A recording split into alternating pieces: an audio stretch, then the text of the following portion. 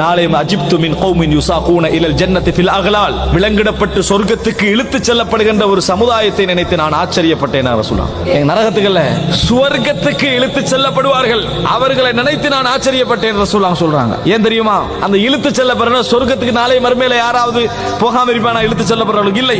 ரசூலுல்லாஹ் ஒரு வர்ணனையாக சொன்னாங்க. எப்படி சொன்னார்கள் தெரியுமா? இந்த உலகத்திலே நம்ம பாவம் செய்ய நினைத்திருப்போம், சந்தர்ப்பங்களை தேடி இருப்போம். அந்த மாதிரி சந்தர்ப்பங்களை எல்லாம் எமக்கு பக்கத்திலே இருந்த ஒரு நல்ல மனிதனின் காரணமாக அல்லது இறைவன் நமக்கு வழங்கிய ஒரு அருளின் காரணமாக இறைவன் அந்த பாவத்துக்கான சந்தர்ப்பங்களை தடுத்துக் கொண்டே வந்திருக்கும். உலகத்தில் நம்ம அதை வெறுத்திருப்போம். உலகத்தில் என்னடா நம்மளுக்கு இந்த சந்தர்ப்பம் கிடைக்கல நம்ம கவலைப்பட்டிருப்போம். ஆனா இறைவன் செய்வதற்கு உங்களுக்கு சந்தர்ப்பமே என்ன செஞ்சிக்க மாட்டான், தந்திரிக்க மாட்டான். நீங்க விரும்பாமல் சொர்க்கம் போன்ற ஒரு சூழல் இது, விரும்பாமல் சொர்க்கம் போவது போன்ற ஒரு சூழல் இது.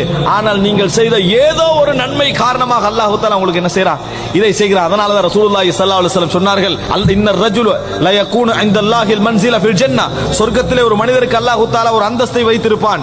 ஆனா ஃபமா யப்லுகு அமலுஹு இய்யாஹு, இவன் செய்யற அமல் அங்க கொண்டு போய் சேர்க்காது, இவன் செய்யக்கூடிய அமல் அங்கே கொண்டு போய் அவனை சேர்க்காது. ஃபலா யஸாலுல்லாஹு யப்தலிஹி பிமா யக்ரஹ் ஹத்தா யுபல்லிகஹு இய்யாஹு, அல்லாஹ் தஆலா இவன் வெறுக்கக்கூடிய விஷயங்களை கொண்டு அவனை சோதித்துக் கொண்டே வருவான், சொர்க்கத்தில் அவனை சேர்க்கின்ற வரைக்கும், சொர்க்கத்தில் அவனை இறைவன் கொண்டு போய் சேர்க்கின்ற வரைக்கும் அப்படி செய்து கொண்டே வருவான் என ரசூலுல்லாஹி ஸல்லல்லாஹு அலைஹி வஸல்லம் அவர்கள் சொன்னார்.